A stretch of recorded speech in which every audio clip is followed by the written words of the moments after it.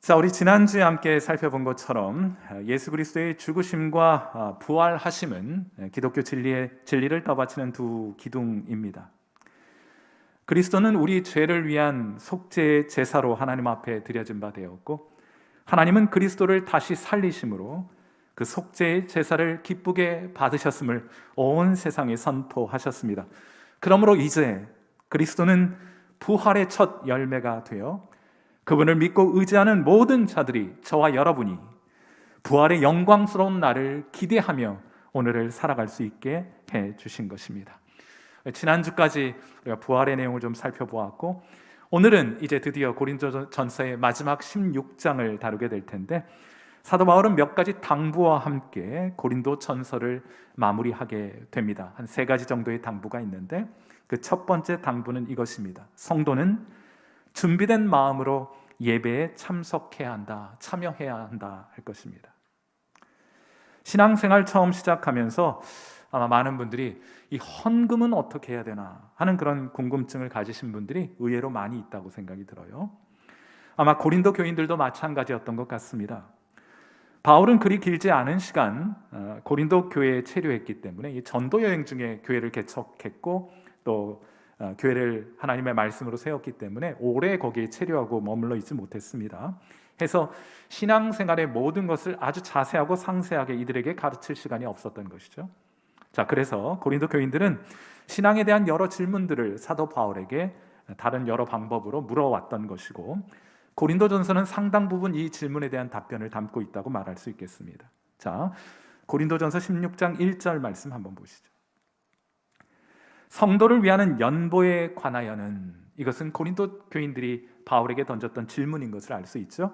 내가 갈라디아 교회들에게 명한 것 같이 너희도 그렇게 하라 하면서 바울은 이 질문에 대하여 성도의 헌금의 생활에 관하여 이렇게 답변합니다. 다음 구절 고린도전서 16장 2절입니다.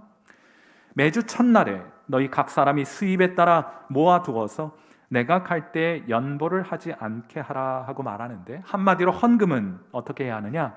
준비된 마음으로 해야 한다고 가르치고 있는 것이에요. 헌금은 어떻게 해요?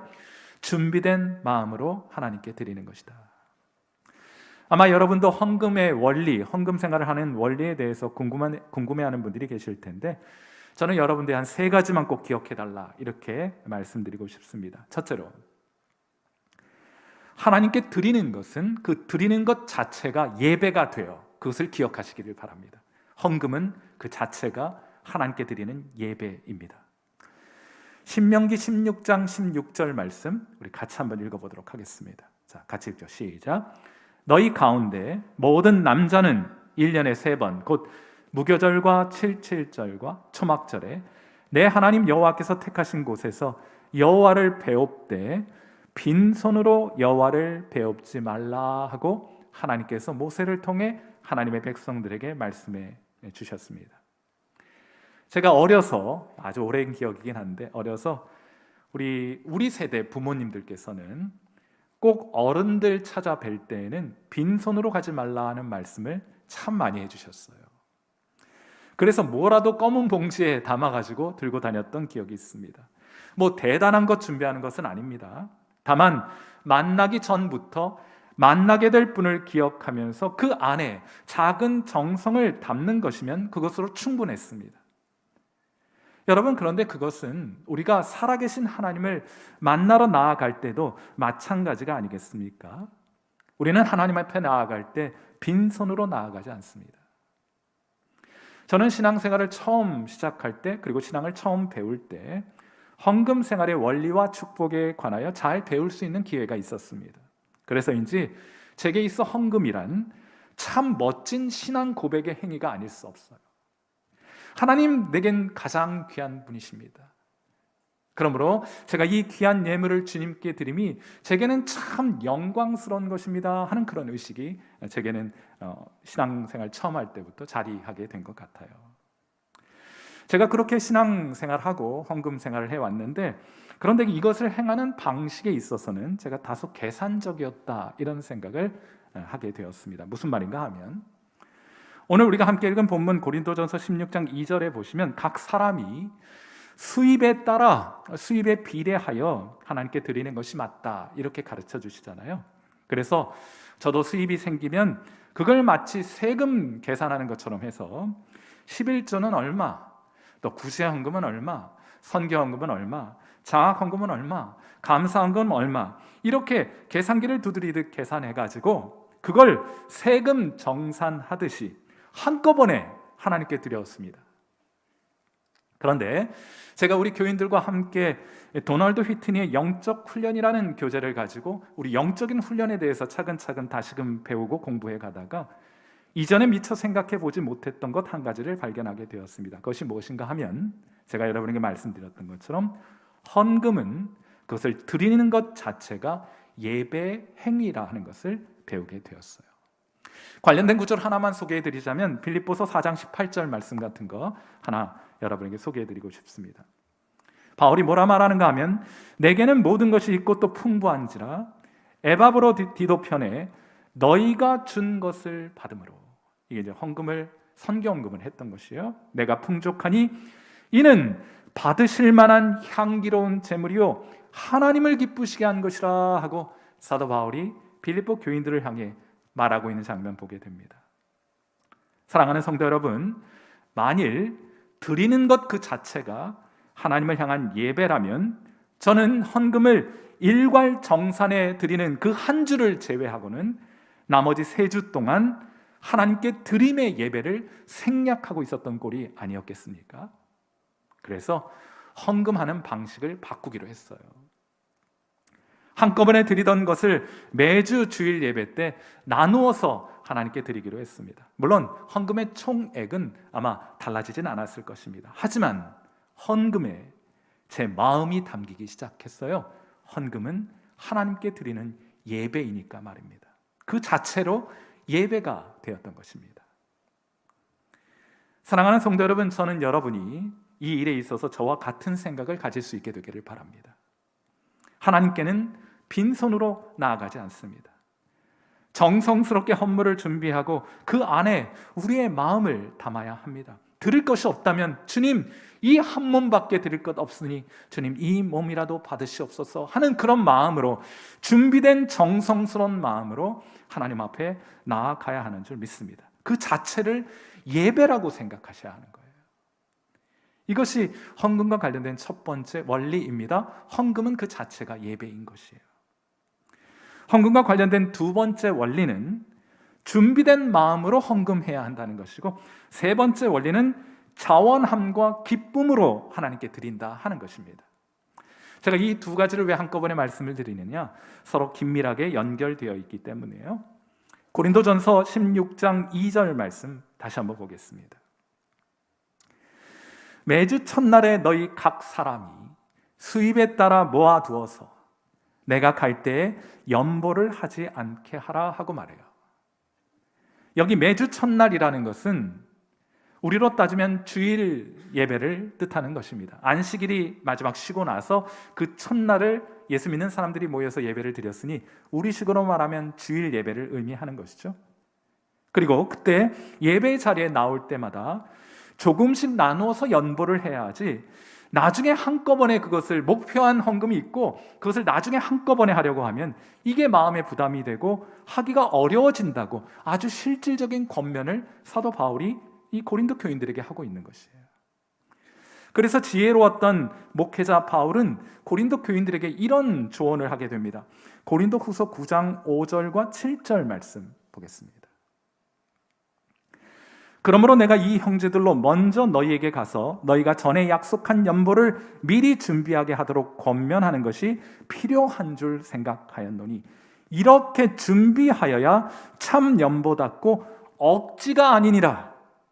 각각 그 마음에 정한 대로 할 것이요 인색함으로나 억지로 하지 말지니 하나님은 즐겨내는 자를 사랑하시느니라. 즐겨내는 예물을 흠양하시느니라 하는 말이에요. 사랑하는 성도 여러분, 여러분도 헌금 생활의 축복을 경험해 보신 바 있으십니까?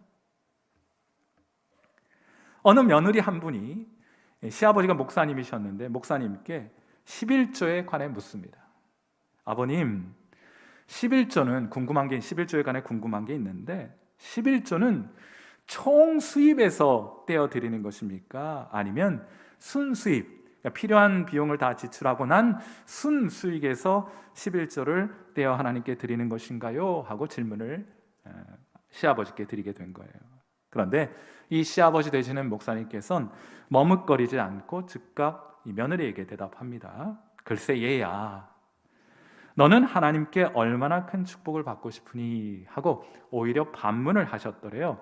참 지혜로운 답변 아닙니까?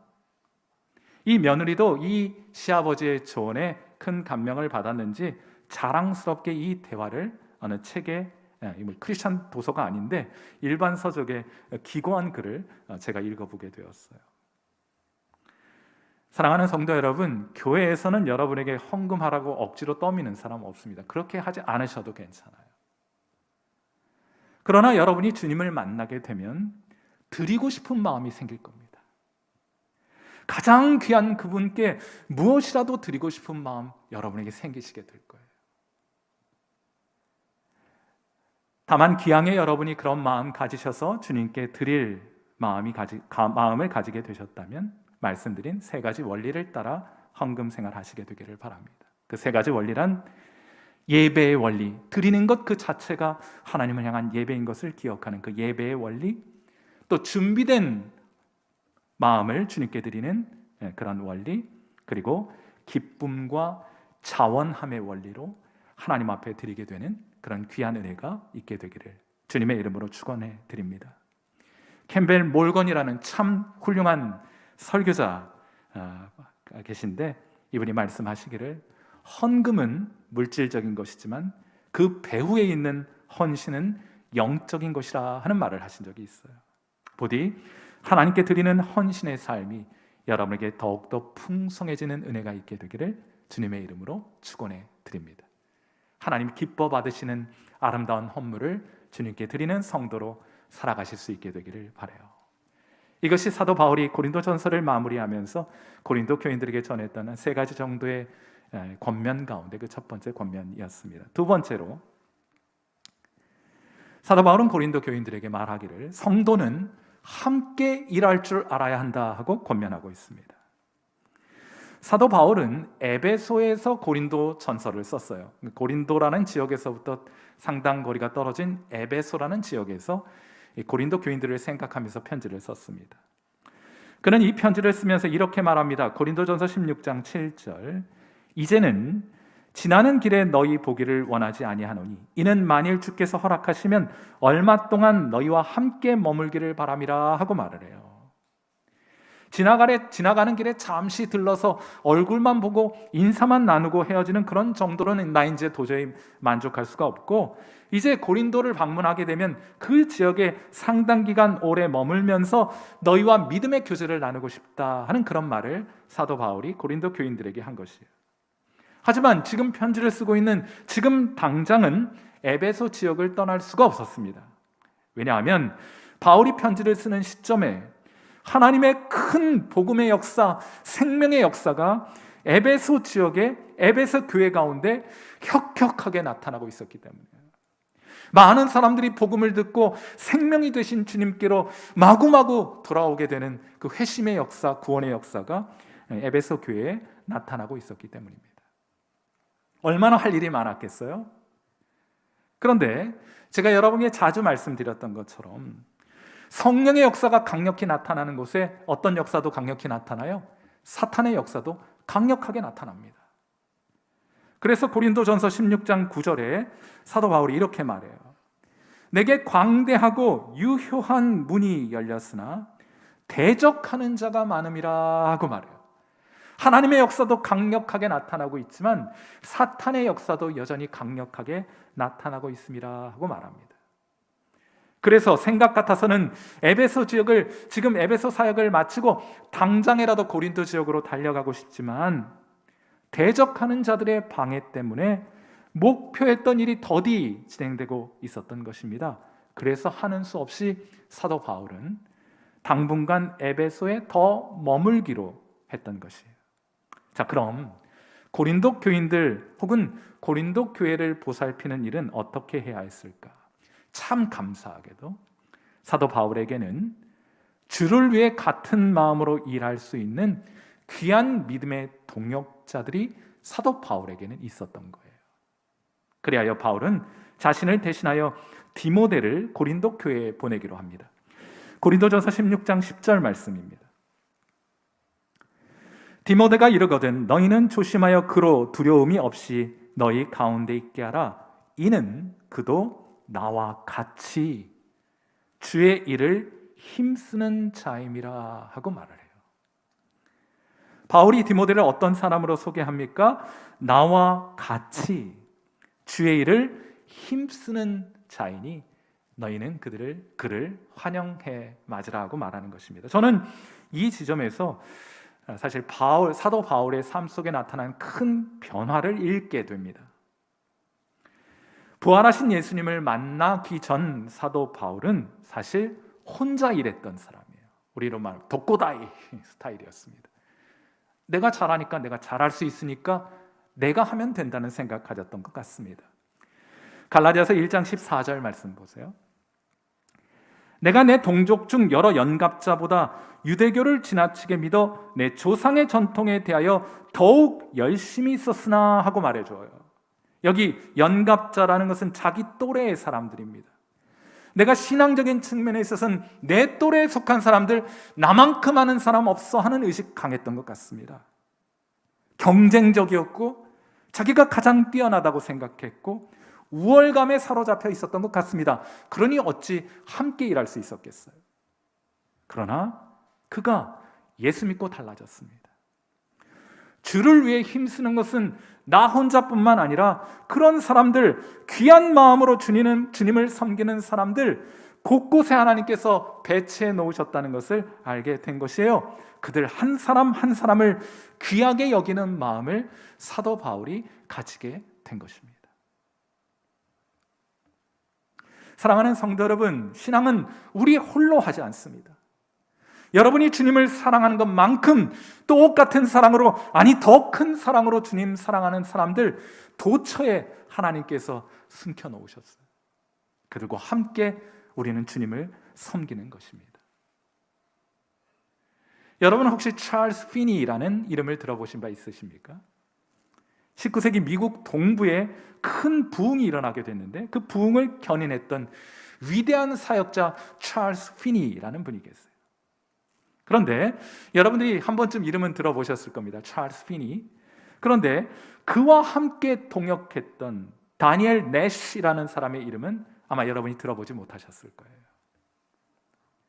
어느 지역에 전도 집회가 계획이 되면 이 다니엘 내시는 찰스 피니보다 3, 4주 먼저 그 집회가 있게 될 도시를 방문하게 됩니다. 조용한 장소를 찾아요. 그리고 그곳에서 무릎을 꿇고 집회를 위해 기도하기 시작합니다. 그리고 그렇게 3, 4주 그 집회를 위해 기도하게 되면 이어 찰스 피니가 도착해서 설교를 하고 복음을 선포합니다. 그리하여 많은 영혼들을 주님께로 인도하게 돼요. 그러면 다니엘 뇌시는 조용히 기도의 자리에서 일어나 그 다음 집회 장소로 이동하게 되었습니다. 다니엘 뇌시는 복음을 위해 많은 것을 희생했습니다. 그에게는 가정도 없었습니다. 교회의 후원도 없었습니다. 침대도 없이 여러 날을 지내야만 했고 옷은 헤어지고 음식은 박한 음식을 먹으며 이 집회 장소에서 다음 집회 장소가 있는 도시로 이동해야만 했습니다. 사람들은 찰스 피니를 기억합니다. 그의 사역을 통해 자그마치 210만 명의 사람들이 예수님 믿고 구원을 경험했다는 말을 합니다. 그래서인지 사람들은 찰스 피니만을 기억할 뿐 그 뒤에서 그와 함께 묵묵히 중보 기도로 동역했던 다니엘 내시에 대해서는 알지 못하는 것 같아요. 심지어 그의 사진도 남아있지 않습니다. 다만 남아있는 것은 쓸쓸한 그의 묘비만이 우리에게 남겨져 알려지게 될 뿐이에요. 하지만 찰스 피니는 다니엘 내시의 중보 기도 없는 복음 전도 집회를 생각할 수 없었습니다. 그들은 함께 주의 나라를 위해 동역했던 귀한 믿음의 동역자 관계였던 거예요. 그건 사도 바울도 마찬가지였습니다. 고린도전서 16장 17절 말씀을 보십시오. 내가 스데바나와 부드나도와 아가이고가 온 것을 기뻐하노니 그들이 너희의 부족한 것을 채웠음이라 하고 말하고 있지 않아요? 스데바나, 부드나도, 아가이고, 이들은 내게 참 귀한 믿음의 동역자들입니다. 여러분을 섬기기 위해 귀하게 주님께 헌신된 하나님의 일꾼들입니다. 그러니 여러분들은 그들을 존경하십시오. 그들의 말에 순종하십시오 하고 고린도 교인들에게 말할 수 있었던 거예요. 자, 고린도전서 16장 18절 말씀 한번 보겠습니다. 그들이 나와 너희 마음을 시원하게 하였으니 그러므로 너희는 이런 사람들을 알아주어라 하고 말을 해요. 사랑하는 성도 여러분, 특별히 여러분의 신앙이 특심하다고 생각하는 분들 계세요. 여러분의 신앙이 뜨겁다고 생각하는 분들 계세요. 주님 나 특별히 더 사랑하는 것 같다라고 생각하는 분들 계십니다. 그럼들 꼭 기억하셔야 돼요. 하나님이 사용하시는 일꾼은 독선적이지 않습니다. 그들은 언제나 함께 일할 줄 압니다. 함께 일하는 동역자의 귀중함을 아는 사람들이었어요. 또한 교회는 이렇게 귀한 복음의 일꾼들을 마땅히 존경해야 하며 그들의 지도에 기꺼이 순종할 수 있어야 합니다. 우리 곁에 계신 귀한 믿음의 동역자이며 하나님의 귀한 일꾼들을 한번 쳐다보세요. 바로 여러분이 쳐다보신 그분이 바로 그분입니다. 그리고 한번 이렇게 말해보세요. 집사님은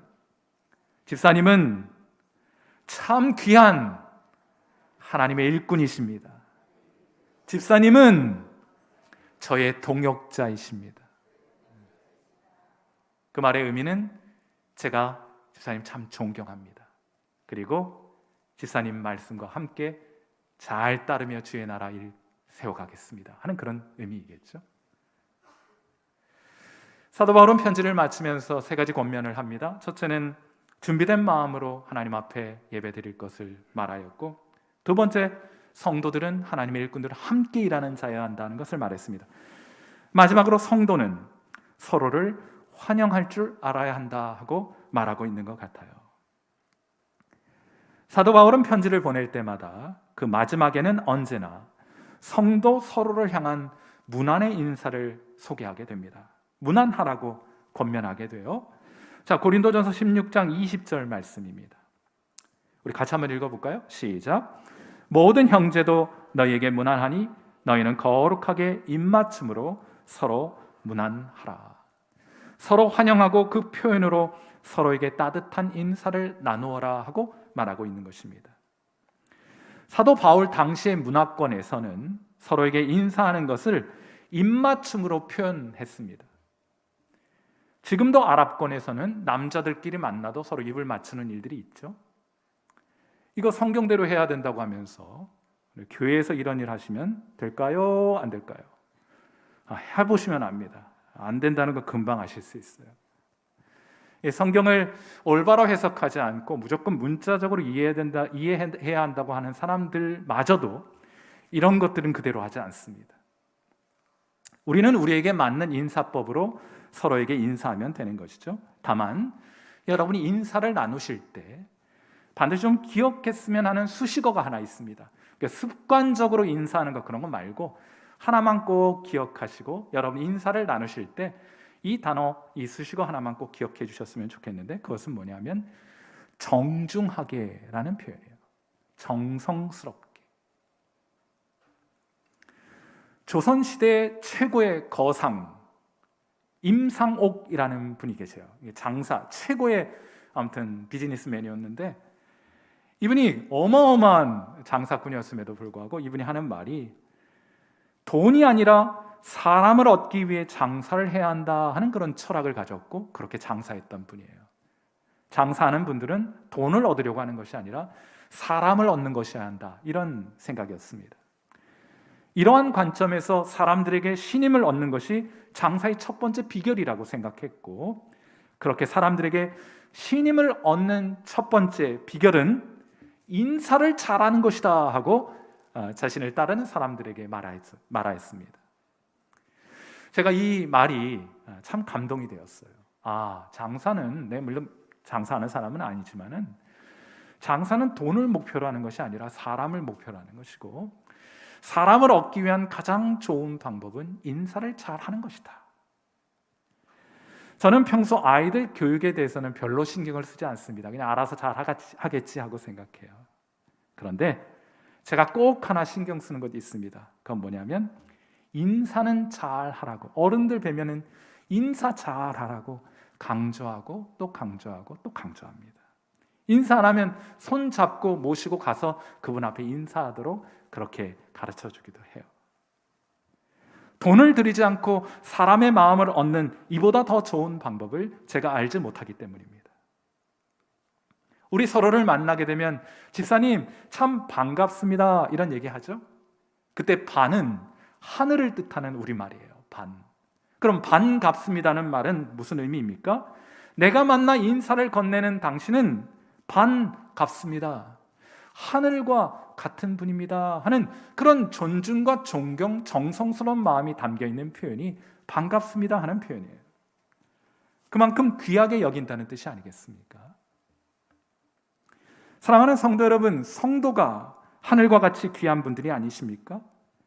그러므로 성도는 서로를 향해 인사를 잘 해야 합니다. 이 세상에서 지치고 상한 몸과 마음 가지고 교회에 찾아왔는데 자기를 알아봐주고 자기에게 다가와 안부를 묻고 환영하면서 하늘과 같이 맞아준다면 그 얼마나 힘이 되고 그 얼마나 기쁘겠어요. 그러므로 여러분, 좋은 교회를 정의하는 다양한 방법이 있겠습니다만 저는 아주 쉽게 좋은 교회란 어떤 교회냐, 서로 인사 잘하는 교회가 좋은 교회인 줄 믿습니다. 우리 성일교회가 그런 교회 되었으면 참 좋겠어요. 자, 그렇게 우리가 서로 만나 뵐 때마다 반갑습니다, 환영합니다 하는 그런 인사를 잘 나누는 교회가 되기를 주님의 이름으로 축원해 드립니다. 자, 그런데 저는 오늘 이 시간 우리 교인들이 거기에서 한 걸음만 더 나아갔으면 좋겠어요. 제가 언젠가 책을 읽다가 한 가지 배워서 실천하려고 애쓰는 것이 하나 있습니다. 그게 뭔가 하면 인사를 위한 5분 투자 공식이에요. 이게 뭐냐면 간단한 겁니다. 사람들과 헤어질 때 5분 정도의 시간을 더 내게 되면 예의 바른 사람이라는 말을 듣게 된다 하는 그런 원리예요. 처음 만났을 때 반갑게 인사하는 것 매우 중요합니다. 그런데 헤어질 때에도 처음과 마찬가지로 정성을 다해 마중하는 것이 꼭 필요하겠구나. 5분만 내면 돼요. 여러분, 그리 바쁠 일 없습니다. 5분 정도만 투자하면 됩니다. 서로에게 향한 정성스러운 마음을 표현할 수 있는 좋은 기회를 여러분이 얻으실 수 있을 거예요. 5분 마중 나가는 겁니다. 문 밖까지 배웅하는 거예요. 거기에서 정중하게 인사를 나누는 것입니다. 여러분, 우리 교인 서로를 향해 그런 중심으로 서로를 환영해 맞이 않는 그런 교회, 서로 인사를 반갑게 서로 인사를 잘 할 수 있는 그런 교회, 우리 성일교회가 참 좋은 교회이지만 더 좋은 교회가 될 수 있기 위해 우리 함께 힘쓰고 애써가는 그런 귀한 믿음의 선택이 저와 여러분에게 있게 되기를 주님의 이름으로 축원해 드립니다. 우리 함께 기도하겠습니다.